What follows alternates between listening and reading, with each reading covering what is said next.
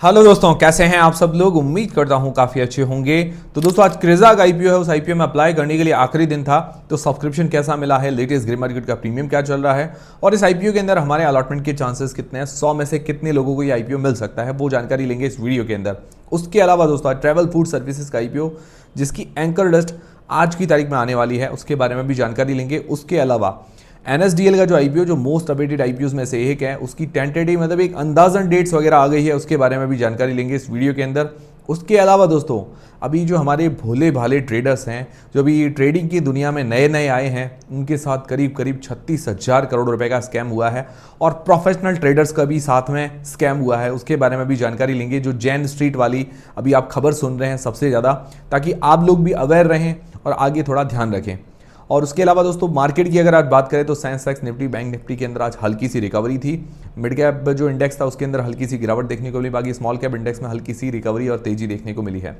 ठीक है, मतलब मार्केट ठीक ठाक रहा आज की तारीख में, ज़्यादा कोई ऐसा नुकसान देखने को नहीं मिला। बाकी एफआईएस ने 760 करोड़ रुपए की सेलिंग की है और डीआईआईज ने जो सेलिंग की है 1028 करोड़ रुपए की, दोनों की तरफ से आज सेलिंग देखने को मिली है। फिर उसके अलावा जो एचडीबी फाइनेंशियल्स का आईपीओ उसके अंदर आज प्रॉफिट बुकिंग देखने को मिली है। एलन बेरी का आईपीओ उसके अंदर भी हल्की सी गिरावट देखने को मिली है। देखिए मैंने कल भी डिस्कस किया था कि जो अभी अपर लेवल्स हैं, मतलब अब दोनों आईपीओस ने अच्छा प्रॉफिट तो दे ही दिया है, जितना उम्मीद थी उससे भी अच्छा दिया है। अब जो ये अपर लेवल्स हैं उसके बाद थोड़ा बहुत प्रॉफिट बुकिंग भी हल्की फुल्की देखने को मिल सकती है। भाई टारगेट आपका फिक्स होना चाहिए, शॉर्ट टर्म या लॉन्ग टर्म, दोनों टारगेट फिक्स कर लीजिए। शॉर्ट टर्म है तो अभी आपने जितना उम्मीद की थी उससे अच्छा प्रॉफिट मिल ही गया है। अगर आपका टारगेट लॉन्ग टर्म के लिए है तो उसकी स्ट्रैटेजी अलग होगी। बाकी आप रिव्यू वाले वीडियो देख लीजिए और लिस्टिंग डे स्ट्रैटेजी वाला वीडियो देख लीजिए, तो कि आपकी हेल्प हो जाएगी। और बाय सेल होल्ड सेल किसी का भी डिसीजन नहीं है, जो भी आप डिसीजन बनाएं अपनी रिस्क अपना एनालिसिस लगा के बनाएं। अब दोस्तों तो क्रेजा का आईपीओ, उस आईपीओ के अंदर आज अप्लाई करने के लिए आखिरी दिन था। आखिरी दिन बहुत ही बम्पर सब्सक्रिप्शन देखने को मिला, स्पेशली क्यूआईबीज ने जमकर पैसा लगाया है और मैंने लगभग 3 बजे के आसपास टेलीग्राम और व्हाट्सएप चैनल पर क्यूआईबीज की सब्सक्रिप्शन दे दिया था और जब तक बढ़िया सब्सक्रिप्शन मतलब देखने को मिल गया था, लगभग 50 गुना से ऊपर सब्सक्राइब हो गया था क्यूआईबी पोर्शन। तो इसलिए टेलीग्राम व्हाट्सएप चैनल को ज्वाइन कर लीजिए ताकि छोटा मोटा अपडेट जानकारी वहां पर आपको मिलती रहे। उसकी लिंक डिस्क्रिप्शन के अंदर है। फ्री में डीमेट अकाउंट खुलवाना है उसकी भी लिंक डिस्क्रिप्शन के अंदर, इंस्टाग्राम सबकी लिंक डिस्क्रिप्शन के अंदर मिल जाएगी। और ऑफिशियल यूट्यूब चैनल से ही ज्वाइन कीजिए, क्योंकि बहुत सारे फ्रॉड चैनल्स है, पैसा मांगते हैं आपसे। हम कोई भी पैसा नहीं मांगते, ना ही कोई स्टॉक रेकमेंड करते हैं, इसीलिए ध्यान रखिए। चैनल अगर कोई भी ज्वाइन करना है ऑफिशियल यूट्यूब से ही ज्वाइन कीजिए। टोटल 59.8 टाइम लगभग 60 गुना के आसपास ये टोटल सब्सक्राइब हुआ है। 3 दिन के अंदर जमकर पैसा बढ़ा है, लगभग 36,000 करोड़ रुपए के आसपास लगे हैं इस आईपीओ पर टोटल 3 दिन के अंदर।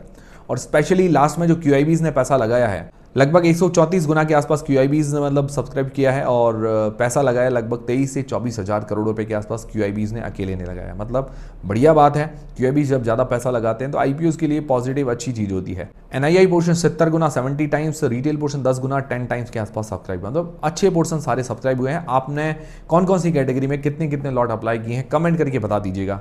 मैंने जितने भी लॉट अप्लाई किए रिटेल कैटेगरी के अंदर किए। काफ़ी लोग पूछते हैं कि आप अपना बताइए, तो मैंने आपको बता दिया।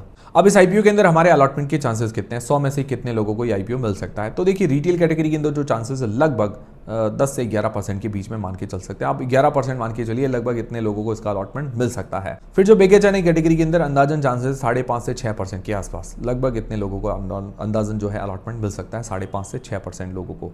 और स्मॉल एचएनआई कैटेगरी के अंदर जो चांसेस है लगभग 2.5 से 3% के आसपास। तो आपने कौन कौन सी कैटेगरी में कितने कितने लॉट अप्लाई किए देख लीजिए आप, मतलब चांसेस कितने आपके। तो आपने कौन कौन सी कैटेगरी में कितने कितने लॉट अप्लाई किए हैं वो देख लीजिए, आपके कितने कितने चांसेस हैं। फिर दोस्तों इसका जो अलॉटमेंट स्टेटस है लिंकिन टाइम की वेबसाइट पर, MUFG की वेबसाइट पर हमें देखने को मिल जाएगा। 7 जुलाई को मंडे को इसका अलॉटमेंट स्टेटस आने वाला है। और इसकी जीएमपी में उछाल देखने को मिला है, लगभग जीएमपी 17% के आसपास होगी, 40 रुपये पर शेयर एक अंदाजन जीएमपी बता रही है। काफ़ी अच्छी बात है भाई, अलॉटमेंट आने के बाद भी लगातार जीएमपी बरकरार रहे और लिस्टिंग भी अच्छी देखने को मिले तो काफ़ी अच्छी बात है। बट अभी तक तो जीएमपी डिमांड वगैरह ठीक है, बाकी जीएमपी एक अंदाजा है, इसके पूरे भरोसे आप मत रहिएगा। फिर दोस्तों ट्रैवल फूड सर्विसेज का आईपीओ 7 जुलाई को ओपन होने वाला है। आज इसकी एंकर लिस्ट आने वाली है। देखिए वीडियो शूट कर रहा हूँ तब तक एंकर लिस्ट नहीं आई है, इसीलिए क्या है कि कल वाली वीडियो के अंदर इसकी आराम से हम एंकर लिस्ट डिस्कस कर लेंगे। बट उम्मीद है कि अच्छी आएगी, क्योंकि 2000 करोड़ रुपए का इश्यू साइज है, तो बढ़िया एंकर लिस्ट आने की पूरी उम्मीद है। तो अच्छी ही एंकर लिस्ट आएगी।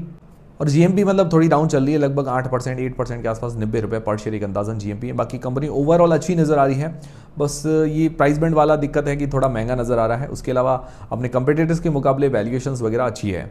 फिर दोस्तों जो NSDL का आईपीओ जिसकी टेंटेटिव मतलब एक अंदाजन डेट्स आई है, फिक्स डेट्स नहीं है, डेट्स ये चेंज होती रहेगी, एक टेंटेटिव एक अंदाजन डेट्स आई है जो मार्केट में अभी न्यूज़ फैली है उस हिसाब से बता रहा हूँ आपको।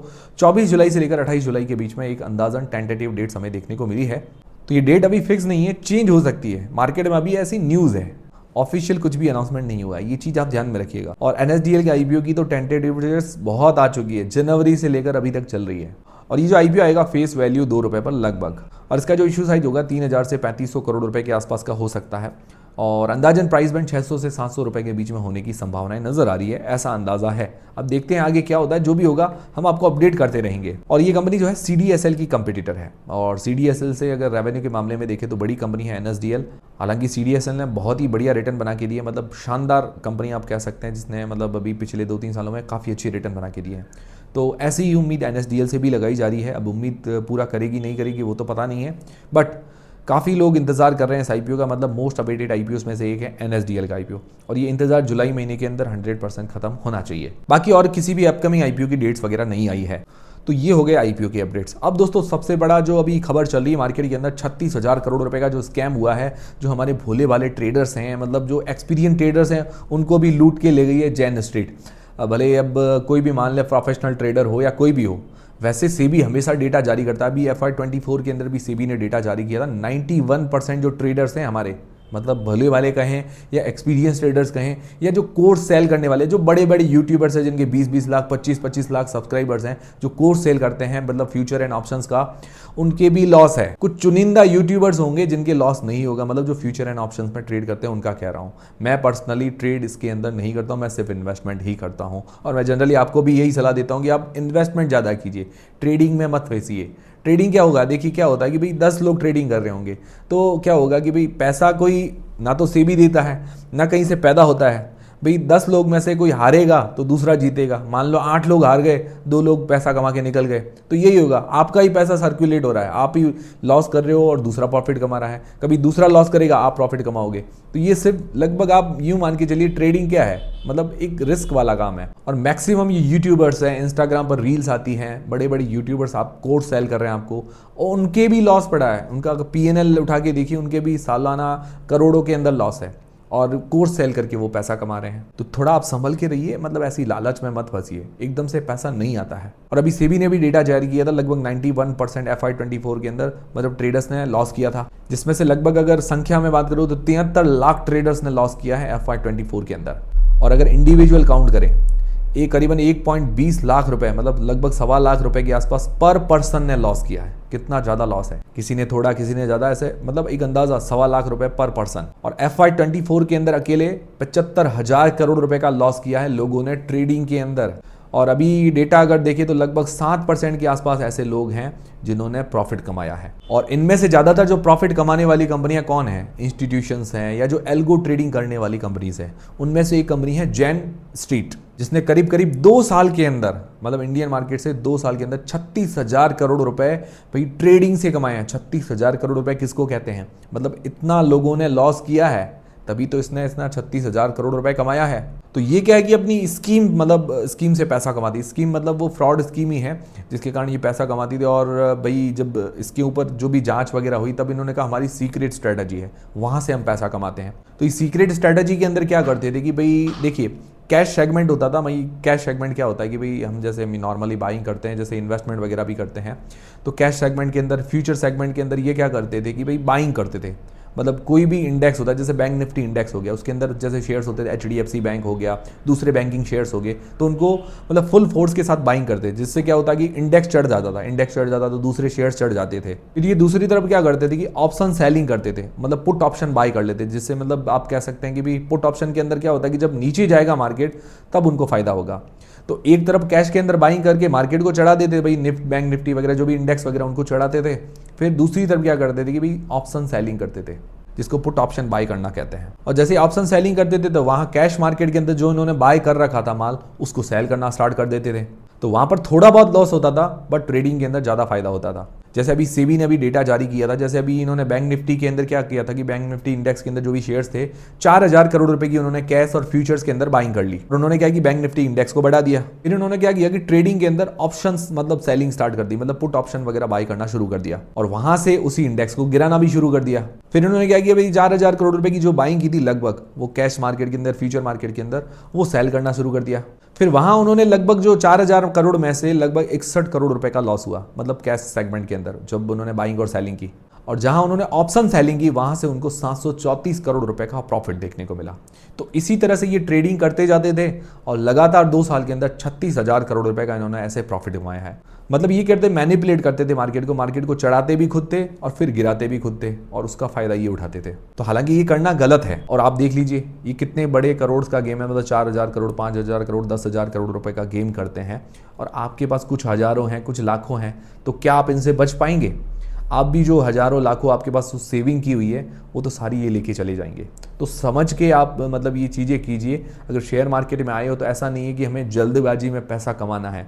मैं इसीलिए इन्वेस्टमेंट पर ज़्यादा फोकस करता हूँ, ट्रेडिंग पे मतलब मैं ज़्यादा वीडियोस भी नहीं बनाता हूँ। ट्रेडिंग कीजिए भाई, आपके पास अगर 1 लाख रुपए हैं, मैं एक एग्जांपल के साथ 1 लाख रुपए आपके पास है तो 100 रुपए की ट्रेडिंग कीजिए, 1000 रुपए की ट्रेडिंग कीजिए, बाकी 99,000 आप अपने पास रखिए। मतलब इतना ही रिस्क लीजिए जितना आपके नुकसान हो तो आपके ऊपर कोई भी फर्क नहीं पड़े। बाकी आप इन्वेस्टमेंट पर ज़्यादा फोकस करेंगे तो इन्वेस्टमेंट में पैसा बनेगा।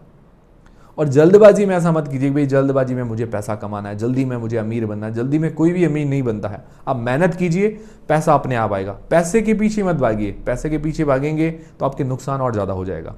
आप भागिए मेहनत के पीछे, अपना जो काम है उसको अच्छी तरीके से कीजिए, पैसा फिर अपने आप आता जाएगा। और अभी जो जैन स्ट्रीट है इस पर और भी कार्रवाई चल रही है, सेबी इस पर और भी मतलब रिसर्च वगैरह पूरी कर रही है और इनके जो अकाउंट वगैरह वो भी फ्रीज कर दिए गए हैं। हालांकि ट्रेडर्स को तो मुझे नहीं लगता कि वापस जो भी उन्होंने गवाया है वो पैसा मिलेगा, बट ये इसका अकाउंट वगैरह फ्रीज होगा, इस पर पेनल्टी वगैरह लग जाएगी। तो ये है जैन स्ट्रीट का मामला। सिंपल भाषा में मैंने आपको समझा दिया, एकदम शॉर्ट मतलब सिंपल चीज़ समझ में आ गई।